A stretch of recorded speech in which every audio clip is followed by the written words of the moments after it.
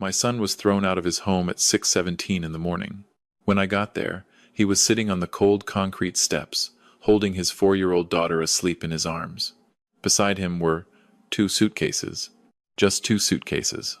That was everything left of 8 years of marriage. He didn't cry. He didn't scream. He didn't pound on the door that had just locked behind him. He only stared at the ground, the look of a man who just had the last of his soul pulled out of him. But what tightened in my chest wasn't that sight. It was the truth that I had known this day was coming. For 16 months. I'd seen every sign my son shut his eyes and refused to look at. Seen the man quietly pulling every string behind it all. I had planned for this morning. Worked out every detail. But no plan on earth could prepare a father for the sight of his own son being forced out onto the curb, still holding his little girl in his arms. He didn't know I was standing there. Didn't know I'd been waiting for this morning for over a year. And he had no idea that the man who'd just thrown him out had made the biggest mistake of his life. Because behind that door was more than a broken marriage. There was a secret, worth millions of dollars. A secret I'd kept hidden in an envelope for months. One that, if my son ever read it, would shatter him. Let me back up. My name is Walter Brennan.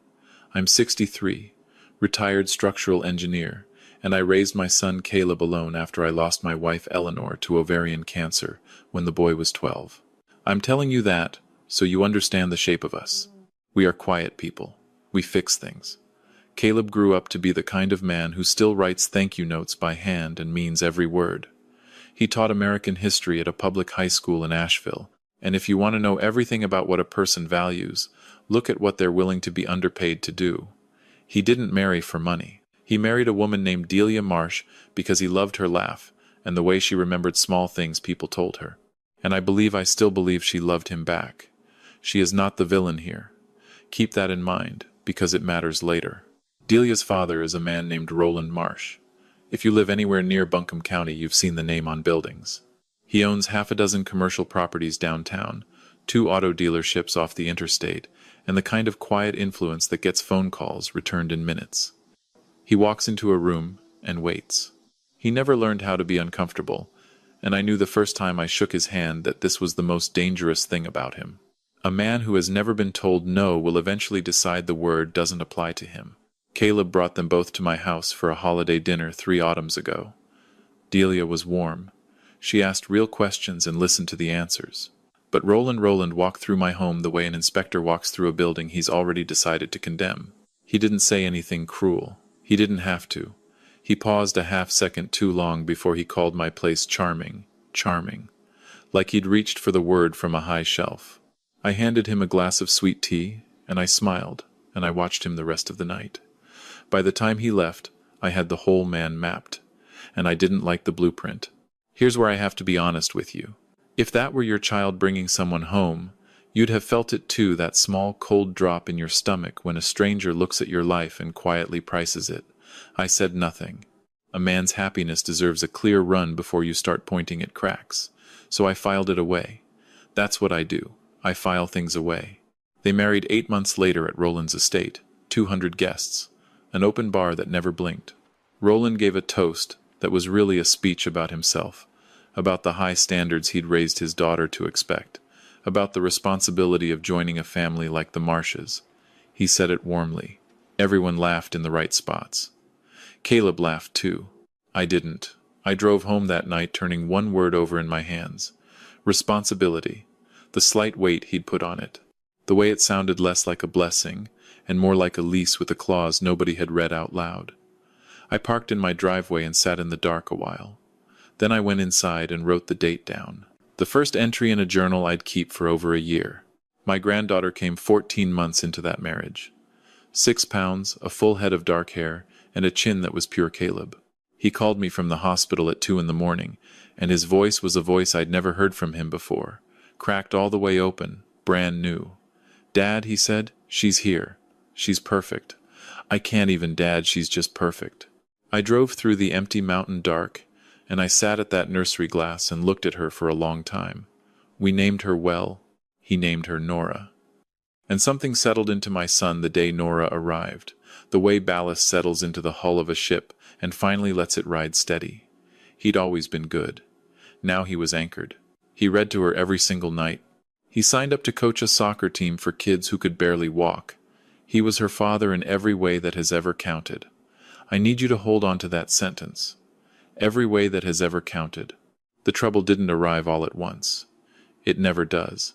It comes in small, unrelated pieces that only form a picture when you finally lay them side by side.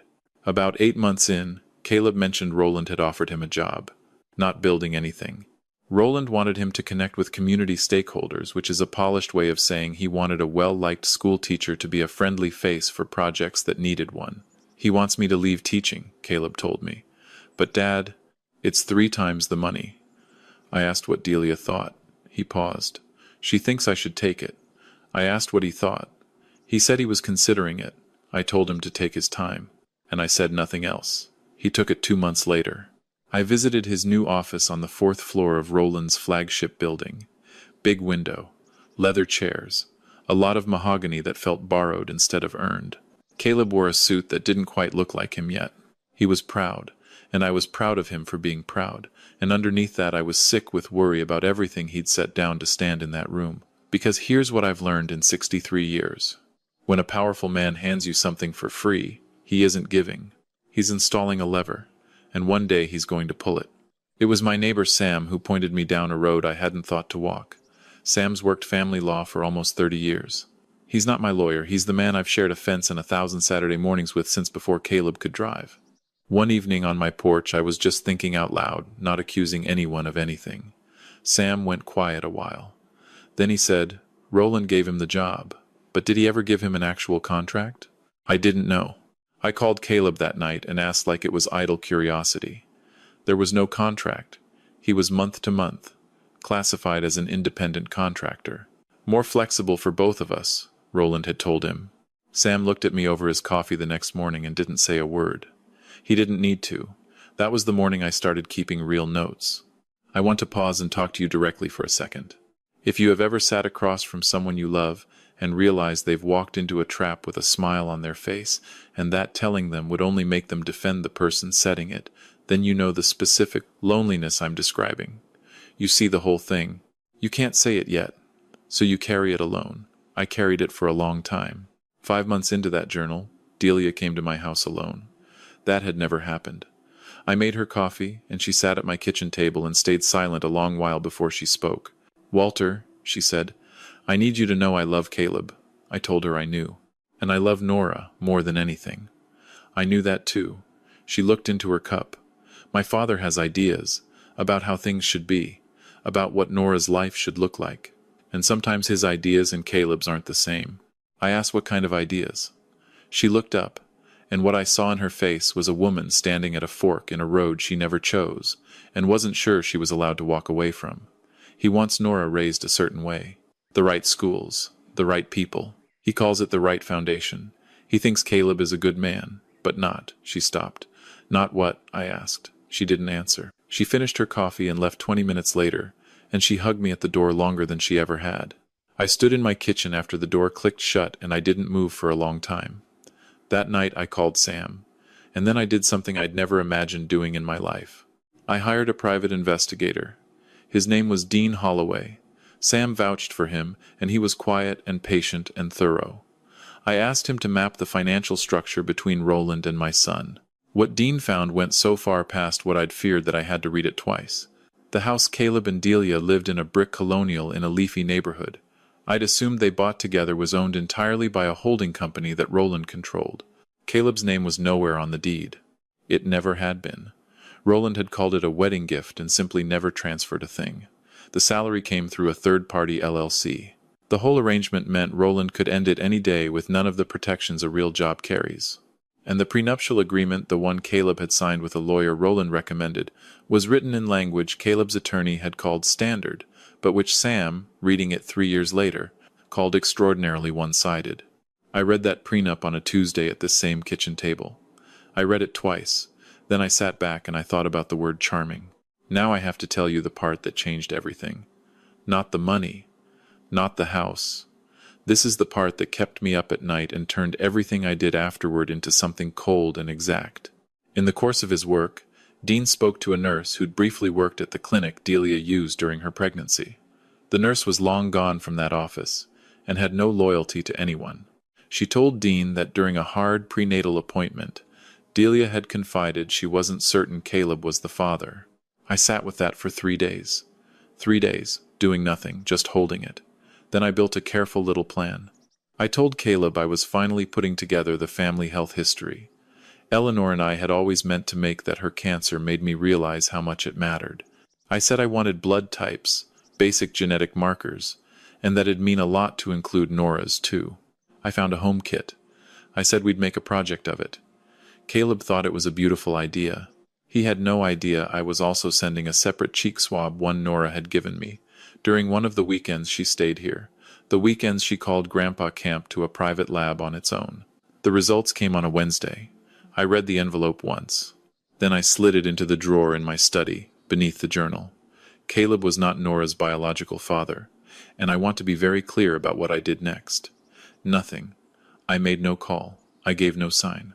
I sat with the heaviest piece of paper I've ever held, and instead of thinking about lawyers, I thought about a little girl who was almost 3, who called me Grandpa Walt, who put strawberry jam on everything, and who was scared of the drain in the bathtub.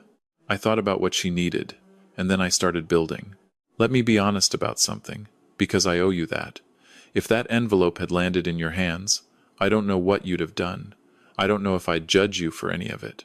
The easy thing, the human thing, is to feel betrayed and let it pour out of you. But I kept thinking about Nora's face, and a betrayal you broadcast can't protect anybody. So I swallowed it. For her. I spent the next 8 months in slow, deliberate preparation. Sam helped me find Caleb a real attorney in Charlotte with no ties to the Marsh family or their usual firms. A sharp, quiet man named Marcus Webb. I paid the retainer myself. Out of savings I'd been quietly stacking since Eleanor died money, I always meant for Caleb anyway. We documented everything. The deed, the LLC, the prenup, and where it collided with North Carolina case law. Dean kept digging, and found 2 former Marsh employees who'd been pushed out the same way Caleb was about to be. I called them. I listened. One of them, a man named Errol who'd managed 3 of Roland's properties for nearly a decade, said something I wrote down and kept. He doesn't fire you, Errol told me. He arranges things until you've got no choice but to walk. Then he tells everyone you quit. And there's nothing on paper to say otherwise. I looked at that legal pad. I thought about my son in his borrowed office, in his borrowed house, with his borrowed title, and something in me went very still and very certain. I didn't tell Caleb any of it. Not because I didn't trust him, because I did know him. He'd confront Roland that same hour. He'd demand answers, hand over the advantage, and Roland's lawyers would have a polished response ready before dinner. I'd watched that man operate for years. He was never caught without a prepared position. I needed him caught without one. So I waited. And waiting, when you love someone and you can see the blade coming, is the hardest construction work there is. The morning came on a Thursday in October. I was in my living room when Caleb called, and his voice was flat in the way a voice goes when a man is holding himself together by sheer will. He locked us out, Dad. I asked him to slow down. My keycard didn't work at the office this morning. Roland called at noon and said my engagement with the company was being terminated. I drove home and the garage code wouldn't open. There was already a locksmith here. He stopped. Nora's inside. Delia texted me. She said I should take some time, that things have gotten complicated. Dad, she sounded like she was reading it off a card. I closed my eyes for 2 full seconds. Where are you right now? I asked. In the driveway. Is Nora with Delia? Is she safe? Yes. She's inside. She's fine. She doesn't even know anything's wrong. Okay, I said. You call your attorney. Right now. You tell him it's time. Then you come here. Silence on the line. Dad, what attorney? I don't have a... His name is Marcus Webb, I said. His number's in your phone under W. I put it there 6 months ago. Call him. Then come home. A long, long silence. And then very quietly, you knew. Come home, son. That's all I said. He sat at my kitchen table for a long time after he got here. I put coffee in front of him and let him be quiet for as long as he needed. Then I sat across from him and I started at the very beginning. I told him everything, the journal, Dean's findings, the deed, the LLC, the prenup, and what it actually said. I set the folders down one at a time and let him read each one. When I reached the lab results, I stopped. "There's one more thing," I said, "and I need you to hear it before you say anything." He looked at me. I slid the envelope across the table. "Now I want you to slow down with me here, because this is the moment everything in 16 months had been bending toward, and it deserves to be lived second by second." He picked up the envelope. His hands weren't steady, and he was trying to hide that they weren't. The kitchen was so quiet, I could hear the refrigerator hum, and the clock over the stove, and my own pulse in my ears. He opened it. He read it slowly, his eyes moving once across the line and then again, the way you reread something your mind refuses to let in the first time. The color left his face in a way I'd only seen once before, the night his mother passed. He set the paper down, very carefully, the way you set something down when you no longer trust your own hands. Outside, a car went by. Somewhere down the street, a dog barked twice and stopped. Inside that kitchen, neither of us breathed. "She's not mine," he said. "It wasn't a question. Biologically," I said. He looked up at me, and I have never in my life wanted to take a man's pain into my own body the way I wanted to take his in that moment. And I said the only true thing there was to say. That is the only way in which she is not yours. In every other way that has ever mattered, she is yours. She has always been yours. And that does not change because of what that piece of paper says. Not if I have anything to do with it." He pressed the heels of both hands into his eyes. His shoulders shook once. He didn't make a sound. I let him sit in it. I didn't reach for him, and I didn't fill the silence, because some grief has to be allowed to land before a man can stand up under it. The clock ticked. The coffee went cold between us. Time stretched out the way it does at a graveside, where 1 minute holds the weight of an hour. And then, slowly, he lowered his hands. His eyes were red and wet and absolutely clear. And I watched my son decide, in real time, who he was going to be in response to the largest and most irreversible thing that had ever happened to him. "What do we do?" he said. "We already started," I told him. "I'll be honest with you one more time. If that were me, sitting where my son sat, I don't know that I'd have found my feet that fast. I don't know that I'd have skipped past the betrayal and landed on the love. But that's the thing about how you raise a child. You don't get to choose the test. You only get to hope that the things you poured into them years ago are still load-bearing when the weight finally comes." His were. Marcus Webb filed the first documents the following Monday morning. The core of it was simple, even though the work behind it wasn't. The holding company's failure to ever transfer the house created enforceable rights under North Carolina law, a promise made and relied upon. The LLC pay structure, with no real contract, gave Caleb a strong claim for unpaid compensation. And the prenup, reviewed now by an independent attorney, had been signed under conditions that raised serious questions, because the lawyer Roland recommended had a 17-year relationship with the Marsh family that was never once disclosed to my son. Roland's attorneys responded inside 48 hours. They were good. They were fast. They'd clearly braced for some version of this. What they had not braced for was the scope of it. Dean had spent over a year being thorough. Errol came forward with his own records, kept in a fireproof box in his garage, and his termination mirrored Caleb's so closely it established a pattern. The second former employee, a woman named Paulette, had records of her own. And then there was what Delia did. I will not speak harshly of her. She was raised by a man who never once let her make a decision that didn't ultimately serve him. But when she finally understood the full extent of what had been done to her husband, to her marriage, to her daughter's family, she made a choice I think cost her more than anyone could see. She called Marcus Webb's office on her own. She handed over documentation that confirmed the deed and the contract structure. And she volunteered, alone and unprompted, the truth about Nora's conception that she had been carrying by herself for almost 4 years. I don't know what it took for her to lift that phone. I know exactly what it meant for us. Here's where I owe Roland Marsh a moment of honesty, even now. I don't think he woke up every day deciding to be cruel. I think, in the deepest part of himself, Roland believed he was protecting something. He'd built an empire from nothing, and to a man like that, money isn't comfort, it's responsibility, a structure you defend with your life. He looked at my son, a gentle school teacher with no business sense, and he genuinely saw a weak beam in a building he'd spent 40 years raising. He thought removing it quietly was kinder than open war. He thought he was being a good steward of his bloodline. That's the tragedy of men like Roland. They confuse control with love so completely that by the time they're old, they can no longer tell the difference and everyone around them pays the structural cost. Understanding that didn't make me forgive him, but it made what came next feel less like revenge and more like a building finally being inspected by someone it couldn't intimidate. The settlement took 4 months. I won't lay out every piece, because some of it is still sealed and some of it doesn't matter. What matters is the outcome. The house was transferred into Caleb's name. The very legal machinery Roland assumed would shield him was used, correctly, to enforce the promise that house had always been. The compensation claims were settled, his finances restored and then some, legal fees included. The prenup was thrown out entirely. Roland never saw the inside of a jail cell, and I want to be straight with you about that. What he did was structured carefully enough to stay on the civil side of the line, and I'm not naive about what money can buy in that regard.